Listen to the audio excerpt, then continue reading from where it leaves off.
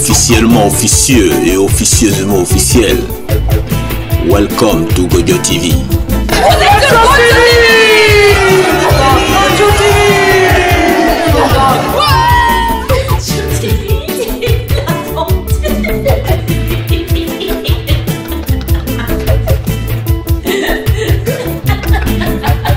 Microphone politique. Qui a dit quoi? Chekib Abdesalam. Jusqu'ici, on entend parler que des génocides. Et toi, tu écris un livre qui s'appelle Écocide.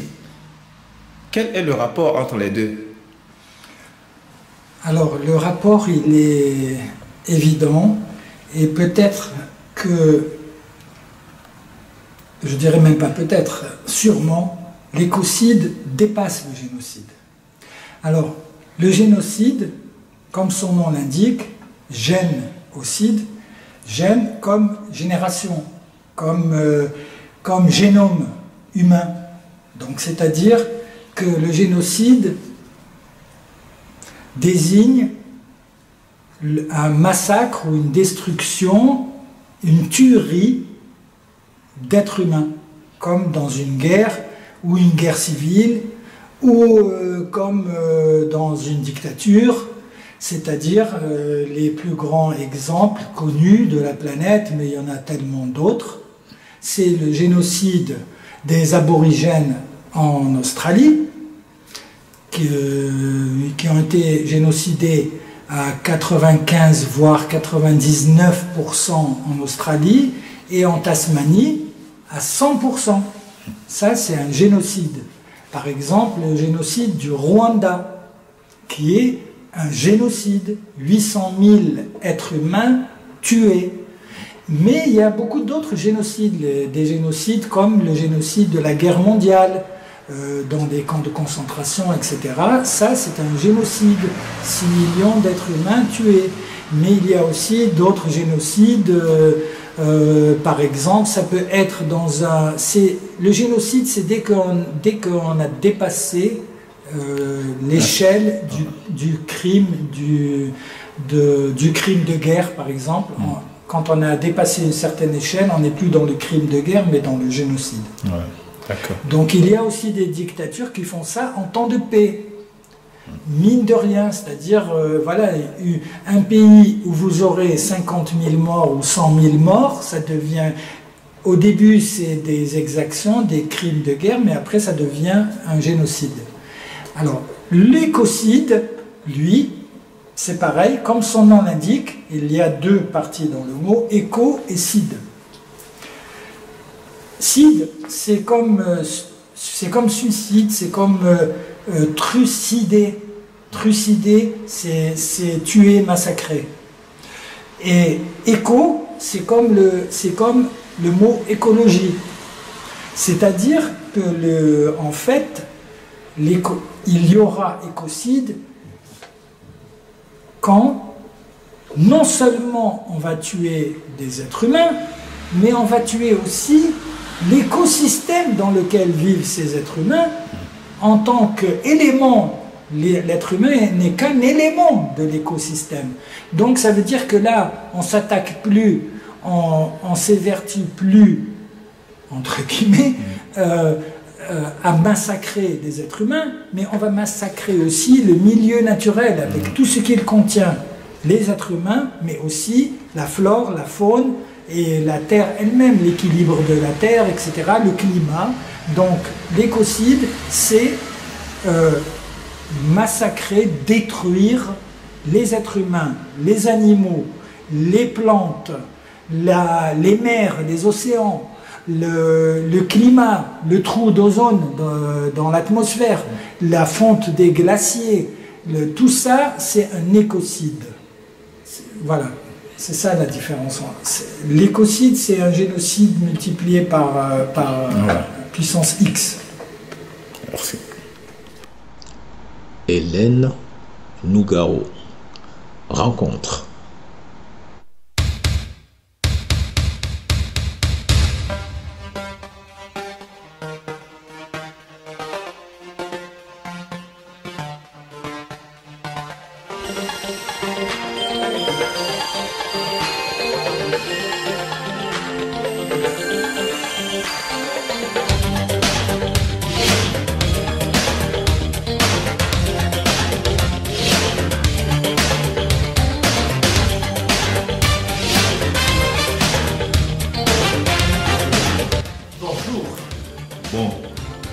Quel voyage on pourrait faire depuis Claude?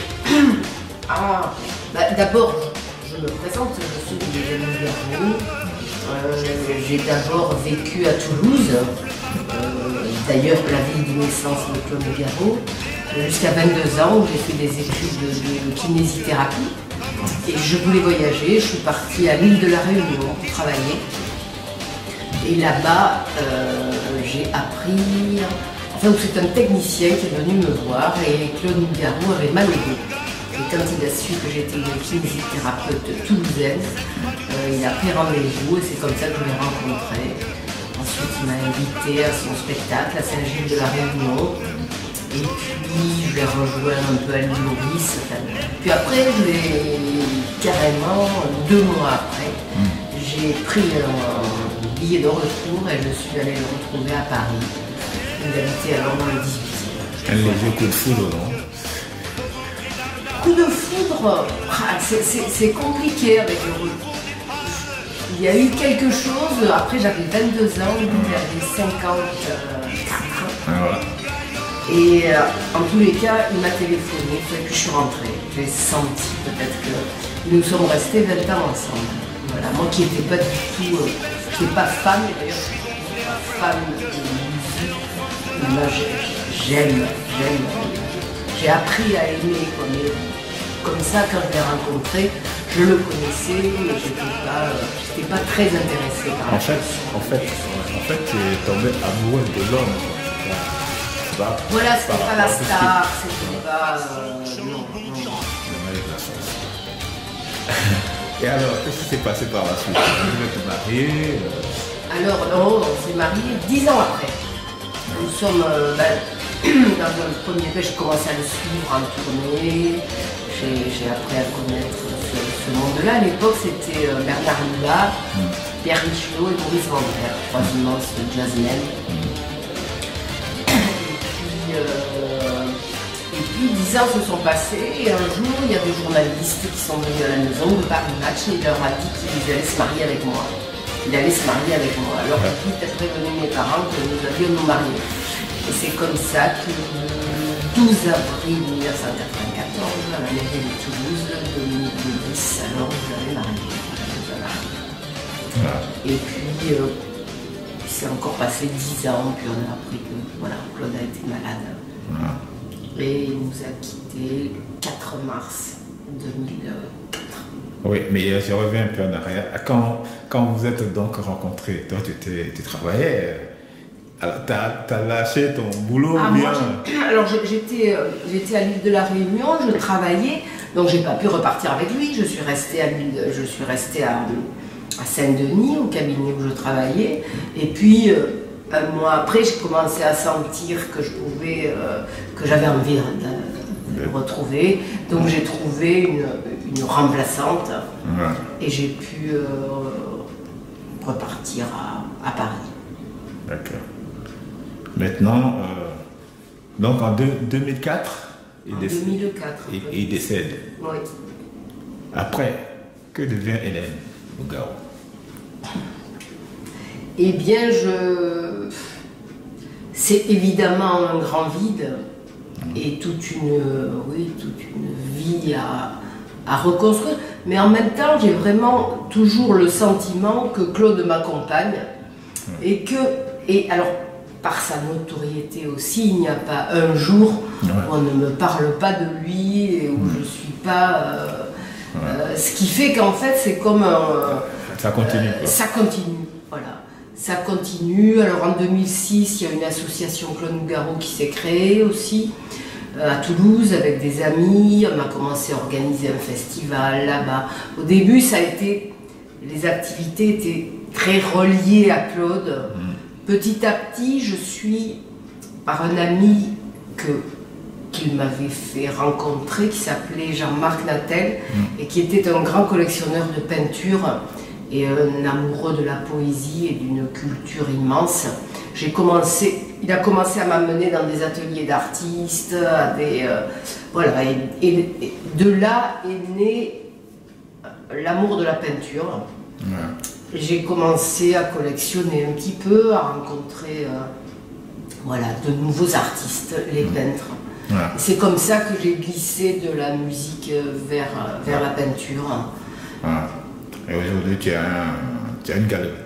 Alors aujourd'hui, là aussi, c'est des rencontres un peu magiques qui me poursuivent dans la vie, où j'ai comme voisin à Paris le cabaret des Trois Maillets, qui est un lieu historique où sont venus jouer tous les plus grands jazzmen quoi, dans les années après la guerre. Miles Davis, tous les grands musiciens ont joué dans ces caves à 3 pas de la maison. Et le propriétaire m'a proposé de m'occuper de la galerie. De la galerie qu'il avait, qui était un peu en déshérence. Et donc ça fait 5 ans que je programme cette galerie et que je m'occupe du mardi au samedi et d'ailleurs presque tout le temps parce que c'est aussi quelque chose, rencontrer des artistes, maintenant je suis dans la peinture. Ok. Est-ce qu'il y a un grand changement? C'est vrai que parce que le monde de la musique et le monde de la peinture doit quand même avoir un fossé, non? Alors, entre la peinture et la musique, il y a l'art qui réunit. Oui. Claude d'ailleurs dessinait pas mal, mais bon, il n'était pas, on n'a pas passionné quand même par ça. Mais en fait, moi, je m'aperçois que j'aime plus j'aime le silence. Enfin, quand j'étais jeune, et le peintre, pour moi, c'est un monde de silence et de contemplation. Et en fait, c'est plus ma vraie nature. Après, aujourd'hui, j'aime vraiment la musique. Mais ma vraie nature, c'était plus la peinture, la nature, le silence. Alors, les peintres, après les peintres, il y en a de différents, mais j'aime beaucoup les peintres. Tous les styles. Il y a le collage. Alors, dans la peinture,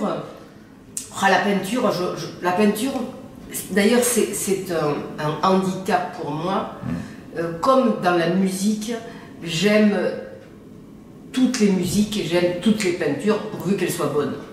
Il n'y a pas de la peinture, que ce soit abstrait ou figuratif. Je préfère, si c'est bien, c'est bien. Parce que les deux doivent vivre, c'est la peinture, on doit moi j'aime ce qui est beau. Après les styles, c'est pas mon. Je suis pas fermée à une pratique. On peut être plus sensible à un mouvement qu'à un autre, mais je suis large. J'aime toute la bonne peinture. Si tu devais changer maintenant, là, tu dis bon, je laisse un peu tomber la peinture, la musique est déjà partie, bon, je les aime, mais je me dis, mais choisis un truc, qu'est-ce que tu devrais faire? Si tu devais faire quelque chose d'autre que tenir une galerie. Alors, aujourd'hui, déjà, je dois dire que la galerie est presque au XXIe siècle. Un lieu, je ne sais pas dépasser parce que je crois qu'il faut toujours voir les œuvres en vrai. Mais il est vrai que beaucoup de galeries ferment et que c'est quand même compliqué, à part quand on fait des événements, d'attirer le public dans la galerie. Je me suis déjà posé la question. Après, on peut vendre, on peut montrer de l'art sans avoir une galerie. Maintenant, il y a toujours trouver en dehors même des sites, faire des rencontres chez soi. Enfin, j'ai un peu déjà pensé à ça. Je crois que je resterai liée. Après, j'envisage déjà le jour où je ne serai plus les après-midi dans la galerie. J'ai pas encore vraiment décidé clairement de ce que je ferais. j'aime être à Paris et en même temps... non, être en ville, je préfère être dans une grande ville. Et si c'est pas Paris, ça sera la race, la nature. La nature, voilà. J'ai une petite maison dans les Corbières, après je ne me vois pas non plus toute l'année. Mais j'adore la nature, j'adore les animaux, j'adore les... avec des jeux. Mais tu es à l'extrême, quoi. Tu adores la nature, tu adores la grande ville. Voilà. Et oui, parce que c'est quelque part, on a l'anonymat dans une grande ville, dans la nature. On est dans la grande ville, c'est plus anonyme. On passe incognito. Voilà. Et puis à Paris, il y a tellement de choses à voir, à écouter, de gens à rencontrer, de spectacles à voir. Donc j'ai pas encore tranché. D'ailleurs, comme toute ma vie, je me laisse porter par les flots et on verra bien.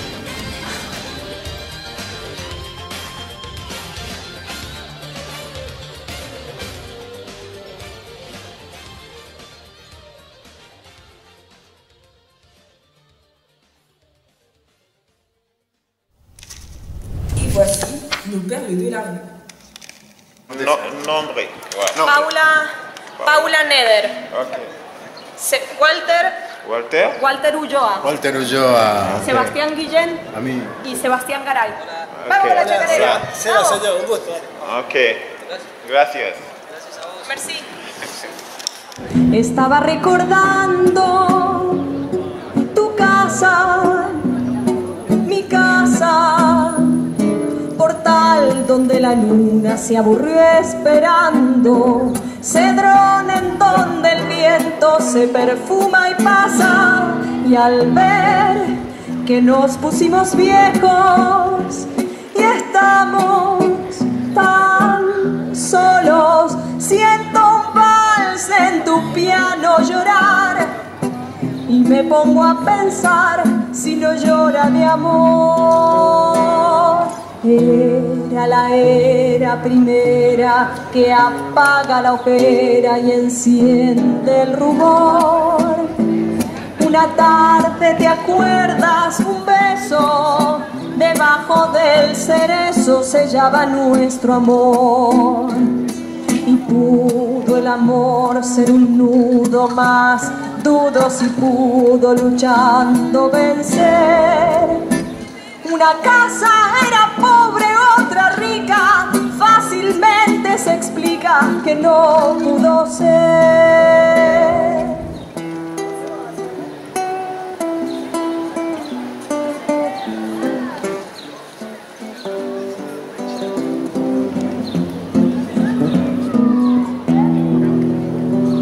Y así, por el recuerdo lloro, tu casa, mi casa y tu amor que está guardado en un estuche de oro.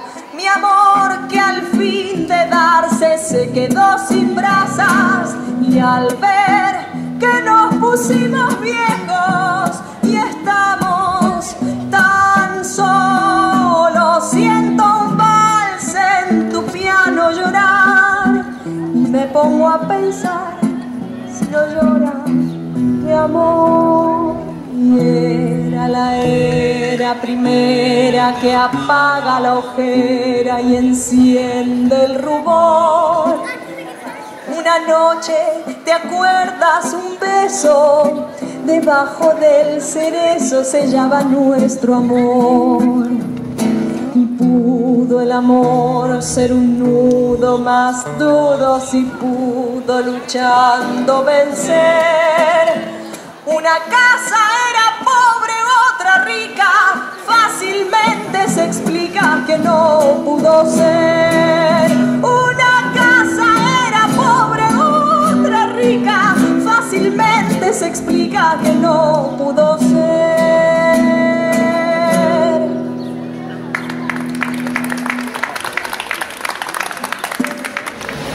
Yokoso, Gogyo TV. Bonjour Alain. Bonjour Ag, merci de m'inviter. Alors, tu es végétarien et Oui. même vegan, on va dire. Presque vegan, oui, presque vegan. Alors, et écologiste, surtout. Oui, on a, je crois, 30 métros de retard en France sur l'écologie. Il y a beaucoup de pays qui ont pris quand même l'avance là-dessus. Et je crois que on est doué d'un certain égoïsme en France, et c'est un peu dommage. On utilise le terme d'écologiste ou d'écologie par souci politique, alors que je pense que ce n'est pas un problème politique, c'est un problème de société, un problème très important. Alors c'est vrai qu'on verse un peu dans la politique, mais comme arme politique, je trouve scandaleux qu'on utilise l'écologie comme arme politique. Et bon, ça fait un peu du bien d'une certaine façon, parce que les gens commencent à ouvrir leurs oreilles sur ce qu'on leur dit. Est-ce que c'est normal que l'on utilise de la gélatine de porc dans le yaourt pour épaissir le yaourt? Et ben, pendant des années, tout le monde a mangé du yaourt sans savoir qu'il y avait de la gélatine de porc dedans. Et je pense scandaleux, cette politique contre les animaux. Je crois qu'on tue les animaux alors qu'on pourrait être végétarien et permettre à des millions de personnes de manger à leur faim. Ça, on n'y pense pas. Alors, il y a des grandes lignes qui sont importantes, mais je suis quand même atterré par beaucoup de choses qui sont complètement contre-environnementales, contre-humanistes, contre-humains, oui, contre-humanistes, contre-humains, oui, forcément. Je pense que, par exemple, le fait d'utiliser tous ces produits dans l'agriculture qui sont nocifs et qui amènent le poison dans le corps des hommes, qui fait en sorte que plein d'hommes sont atteints du cancer, je crois que c'est incroyable. On dit qu'on interdit tel produit, le Roundup, et puis on dit oui, dans 6 mois, on devrait arrêter tout de suite. On dit oui, mais ça va mettre des gens au chômage. Ben oui, on fabrique du poison, on va pas finalement se soucier du fait que ces gens sont au chômage parce qu'ils vendent du poison. Enfin, c'est quoi cette histoire? Et alors, de plus en plus, il y a quand même des choses qui sont insupportables, notamment cette réflexion, attention, socialement c'est dangereux, il peut y avoir des agriculteurs qui seront au chômage. Non, on peut remplacer les produits par d'autres produits. Oui, il y a eu des films qui sont passés récemment, comme Demain, qui est un film formidable sur l'écologie, et on voit que, en fait, on peut avoir même une rentabilité plus grande en utilisant d'autres plantes pour protéger les plantes.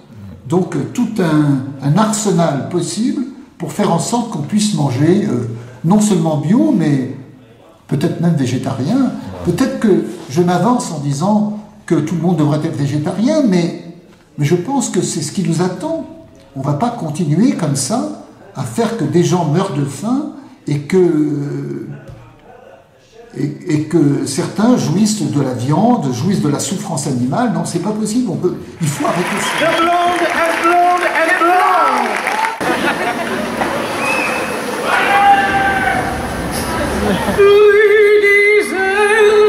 Dernière cigarette, plus rien n'est dit.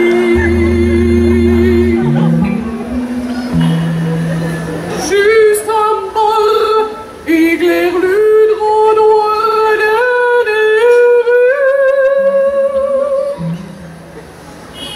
j'ai besoin de trouver quelqu'un, je veux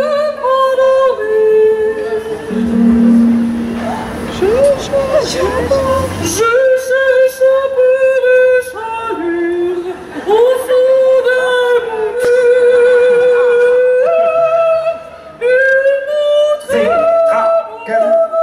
Une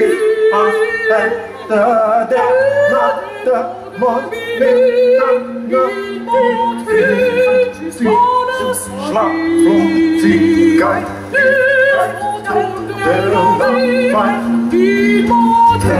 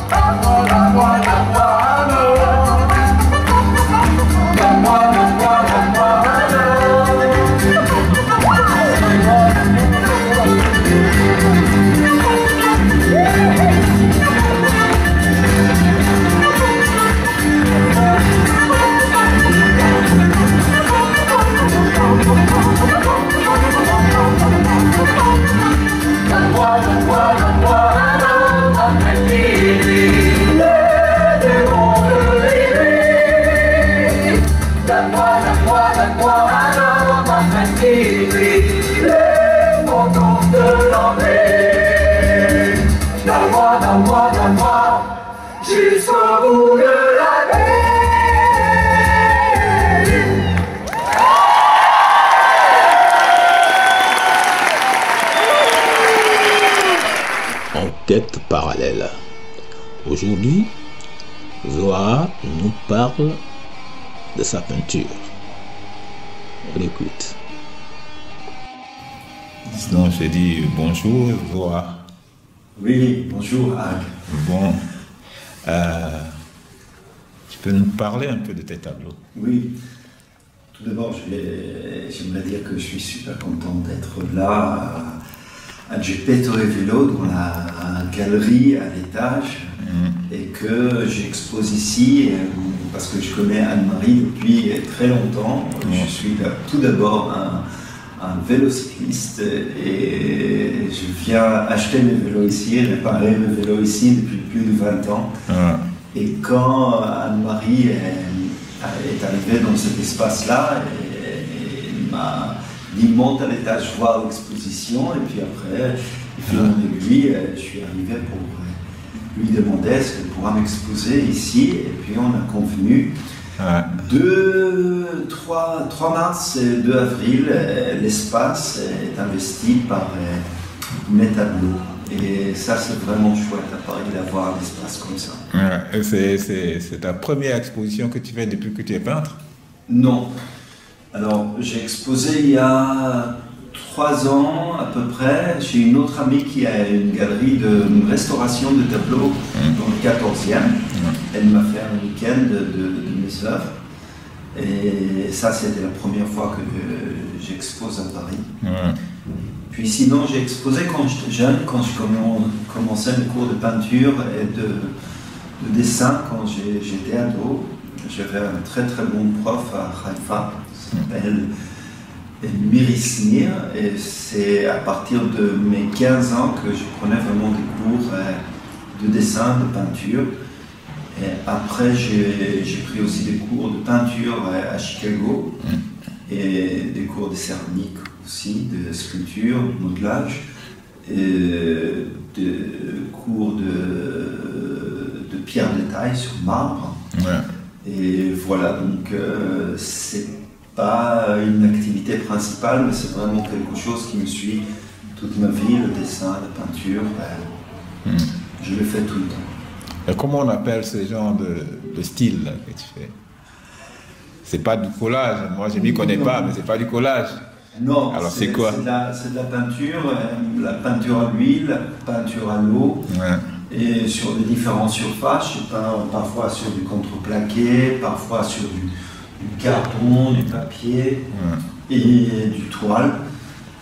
Ma peinture est plutôt, disons, réaliste. Je peins ce que je vois. J'aime bien être dans la nature quand je peins un paysage. Je peins des portraits de ceux que je vois en face de moi. Je ne peins jamais sur photo. D'accord. Voilà, c'est toujours sur le vif que je prends mes sujets. Ça fait à peu près combien de temps maintenant que tu... Parce que tu, comme on m'a dit, tu es acteur. Oui. Ok. Mais depuis quand vraiment tu as commencé à t'intéresser vraiment à la peinture? Comme j'ai dit, depuis toujours. En fait, ce qui s'est passé, c'est que j'ai toujours su que je voulais être acteur. D'accord. Depuis toujours. Ouais. Et quand j'étais ado et qu'il fallait choisir une activité, je voulais aller dans un endroit, un centre culturel de ma ville, Haïfa, et faire des cours de théâtre qui étaient très très très bien dans ce centre. Mais une copine m'a dit, viens voir, j'ai fait des cours de peinture avec cette prof, essaie. Et je suis allé, je n'ai plus arrêté. En fait, pendant 3 ans successifs, j'ai fait des grands projets avec elle, j'ai exposé aussi de très très grandes tailles de toiles. Et j'ai dit, le théâtre, ça va être pour plus tard. Et plus tard, c'est vrai que quand je suis arrivé, après mon service militaire à Chicago, j'ai commencé à prendre des cours de théâtre à l'université, à Columbia College, mais j'ai continué à prendre des cours de sculpture auprès d'un sculpteur qui taillait le marbre. Et il m'a dit, j'aimerais bien que tu sois mon assistant, j'ai un grand projet. La ville de Chicago a commandé de faire la sculpture pour le nouveau stade de Chicago Bulls de Michael Jordan, et à lui. Et il m'a dit, j'ai besoin d'un assistant pour faire cette énorme sculpture. Et à ce moment-là, j'étais dans les cours de théâtre, on m'a donné un rôle dans une pièce. Et j'ai dit, non, je suis désolé, André, je ne peux pas, je favorise le théâtre. Donc, du coup, j'ai lâché ça, mais quand je suis arrivé à Paris, en même temps que je prenais des cours de théâtre et des cours de français, j'allais auprès d'un sculpteur essayer de me former à Antony. Et puis, pendant mes cours de théâtre, je dessine les acteurs. Et pendant les répétitions, je dessine mes camarades. Et quand je suis en répétition, parfois il m'arrive d'aller dans un paysage comme ici. À Hérisson, il y a un théâtre qui fait des résidences. Et avant de répéter et de rentrer dans l'espace noir d'un théâtre, je prends un peu l'air sur la colline et je regarde le paysage. Et l'acte de peindre, c'est comme une méditation. On est dehors et le regard s'aiguise, de plus en plus on regarde. Et plus on regarde, plus on voit, et plus on voit des choses qu'on n'a pas vues avant.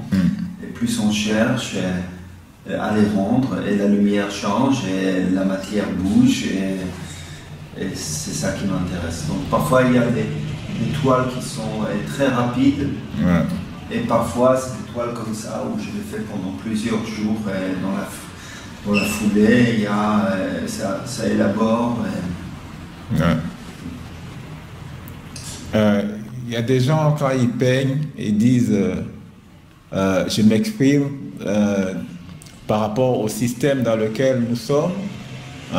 Est-ce que tu as un côté un peu qui parle aux hommes politiques, si tu veux? Je pense que tout est politique. Moi, j'ai fait du théâtre. Faire du théâtre, c'est déjà politique.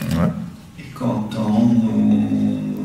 on choisit à regarder une chose et pas à regarder une autre, c'est un acte politique. Moi, je choisis dans ma peinture de favoriser justement ce qui est de beau, ce qui est de la nature, ce qui est de fort, ce qui est d'éternel, ce qui est de l'acte de la vie, et dire, voilà, peut-être que parfois le système, la politique, etc., ça nous met un peu de boue dans les yeux, et la rétine, elle est couverte de plein de choses, et les gens, ils peuvent tomber dans ce qui est noir et dépressif. Et je dis, non mais attendez, faites une promenade, quoi. Regardez autour de vous, le soleil, les nuages, il y a un artiste de rue qui met une écriture à Paris sur le trottoir et sur le mur qui dit et regardez le ciel. Et moi je pense que j'ai fait ça un peu en disant regardez, regardez cette nature qui est belle, et la vie. Ok. Bon. Pourquoi tu as fait ton service militaire à Chicago? Non, je le fais en Israël. En Israël. Je suis né en Israël. D'accord. Ouais. C'est un service militaire obligatoire. On est tous... Ouais. Et comme j'ai attendu Chicago, j'ai pensé que tu... Ma mère vient de Chicago. D'accord. Ouais, donc c'est comme ça, le lien avec les États-Unis. Ok.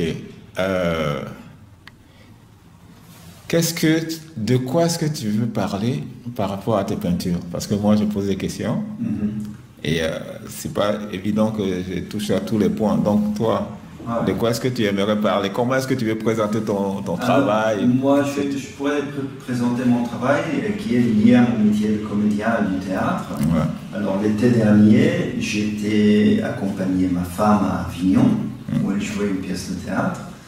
Et j'ai pris un paquet d'affiches et où les compagnies mettent leur publicité et l'accrochent dans les rues. Ouais. Et donc j'ai pris les affiches comme support et la plupart de mes œuvres dans cette exposition sont peintes l'été dernier à la suite de ce festival d'Avignon. Et sur affiches de théâtre, sur le dos des affiches. Et donc, on a Avignon où on a logé, une vue de la fenêtre de la cuisine, et après le voyage dans le sud de la France autour de Provence, où on a été à la suite de ce festival, dans le Luberon. On a été dans le Camargue, et c'est ça la moitié des œuvres de cette exposition. Ce sont des œuvres de cette période-là qui datent de août jusqu'à il y a quelques mois, mais surtout dans la période d'été où j'ai un peu le temps de ne pas réfléchir à autre chose, mais à contempler, à pouvoir me ressourcer en faisant de la peinture. T'aimes beaucoup la nature, ça se voit. Ouais. Dans tes tableaux, c'est que la majeure partie de la nature. Après, il y a des portraits comme Maurice. Il faudrait quand même que la personne accepte de poser, et ça, c'est pas évident, faire poser quelqu'un. Il faut que la personne ait aussi du temps pour poser. Parce que la peinture, ça prend du temps. Ça prend du temps. Il y a mes enfants en croquis. J'ai dessiné ici ma fille Nina sur un support de bois avec feutre. Voilà. Là-bas, il y a quelques paysages de septembre où j'ai passé quelques jours en Normandie. Et donc, un endroit qui s'appelle Yport, qui est très joli, dans le baie de Fécamp. Donc, on voit ça. Et puis parfois je sors la peinture quand il y a quelque chose qui me tape à l'œil, comme l'arbre de Judée. Moi je viens d'Israël, c'est un arbre qui vient de Judée. Donc comme moi, il vient de loin. Et il a une floraison violette très importante. Et assez tenace qui sort même de l'arbre même. Et la floraison, elle peut sortir même du tronc, les fleurs. Et là, c'est dans le 5e, c'est dans la rue du Fer à Moulin, le square Scipion qui est en face, c'est l'hôtel Scipion. Voilà. C'est beau. Écoute, Zoa, c'est vrai. Alors, je peux dire aussi que parmi les œuvres ici, j'ai mis une œuvre qui est là-bas. Qui est une peinture que j'ai faite quand j'avais 17 ans et qui est une peinture que j'ai faite à Chicago et j'ai décidé de la mettre aussi en hommage de l'enfant que j'étais, qui peignait déjà et qui avait ça. D'accord. Merci. Merci à toi. En tout cas, bonne chance. Merci. Et merci à vous qui regardez ce petit reportage. Merci beaucoup en tout cas d'avoir accepté de répondre à ma petite question. À très bientôt. À bientôt. Au revoir.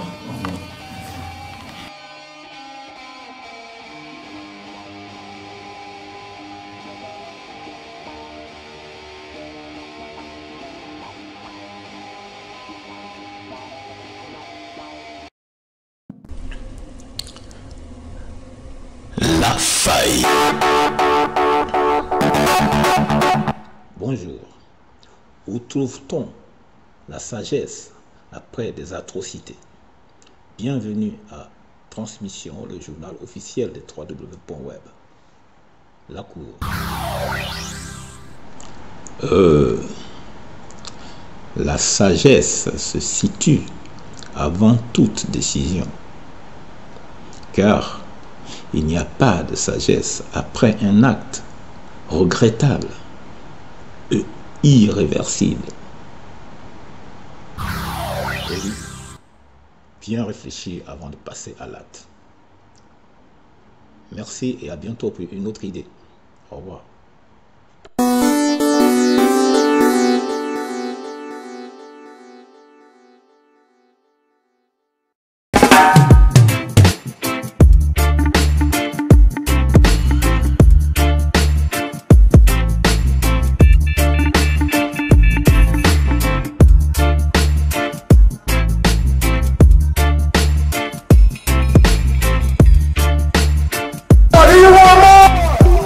Bonjour, c'est Loala pour vous montrer le mini-festival reggae. Reggae music, international, pour les noirs, pour les blancs, les petits et les grands, les gentils, les méchants, tout le monde la danse, you know. Yes, greetings. Yeah, man, blessed up, yeah, man. Tonight, yesterday, under Dana, Exaba, Yimasigan, Batam, Ja, Rastafari. Est-ce que vous savez ce que ça veut dire, Ja, Rastafari? Parce que quand on dit Ja, Rastafari, ça a un sens, il y a une signification. Ja, c'est le diminutif de Jahovia. D'accord? Jahovia, Dieu élevé. Ras, c'est un titre d'éminence qui correspond, qui est à peu près l'équivalent de duc, mais qui est un mot aussi qui signifie tête. Teferi, c'est le passif du verbe feri, fera. Ce qui veut dire que Teferi, ça veut dire celui qui est craint. Donc le sens de Jah Rastafari, ça veut dire la tête de Dieu qui est crainte. C'est ça le sens. Donc une fois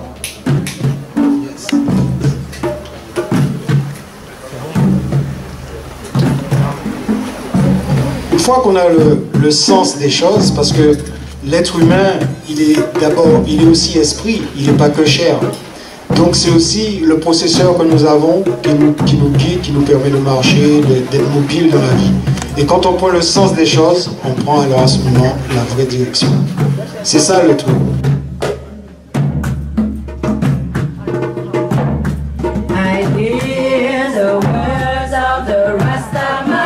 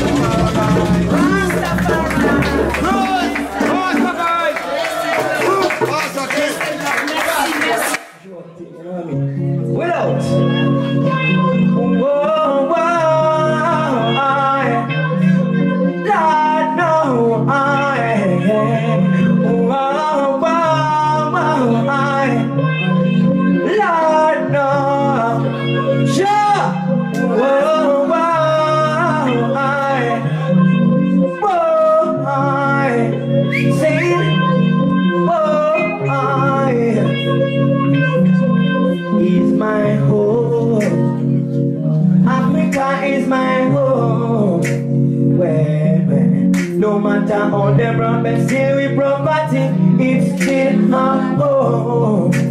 Oh, he's my home. The motherland is my home. Where them different language and different culture, it's still my home. Oh, and I'm making the land boots. Africa is going now. And them divide and rule and switch across the continent. Africa is a blessed place where we all belong. And it's the first place where you find the first man of civilization. Alpha and Omega, and the conquering lion. Break down every chain, no matter on them one finger, put on this chain. Is my home. Africa is my home. Ooh. No matter on them run and steal with property, it's still our home. People, sing out. Is my home. The motherland is my home. I feel the sister them sing. Them different language and we culture, it's still our home. Yeah. Come make we chat together. It's now or never. Yeah. Cause you know repatriation, me I tell you is a man. See, Africa is the perfect place where we all belong. And it's the first place where you find the first man of civilization. Me say Alpha and Omega, and the conquering lion. Break down every chain, no matter how them will become. Put on this chain.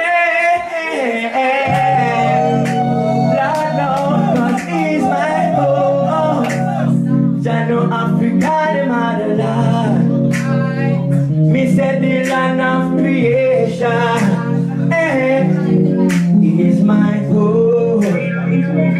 Africa is mine, oh. People, no matter how they run, but still we culture, it's still our home. Me say it's mine, oh. Africa is mine, oh. No matter if they run, but still we property, it's still mine, oh. Cause all we are African. We say all we are African. And catch it in your blood, me say in your DNA. The all we are African. Me say come catch this one, my people. Let it go. And me say all we are African, African, African. You know why? Africa is our home.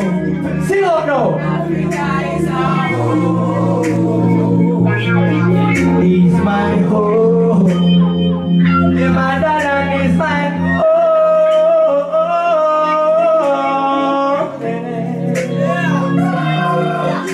Selassie, I love.